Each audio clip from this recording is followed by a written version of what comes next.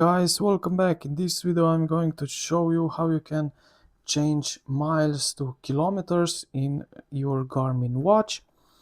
Right now I will show you on the watch. In another video I will also show you how you can do that in your Garmin Connect app. So let's get straight into it. Hold the menu up button for a few seconds. Now scroll down and select System. Right here, select, and then we need to find format.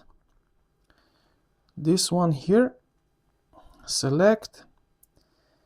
We have here bunch of option, but you will select here some units. Okay, sorry, I wasn't here.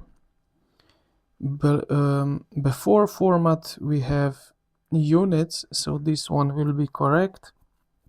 So right here we will set up our distance, so distance, and we have kilometers and miles. So here we can change what we prefer.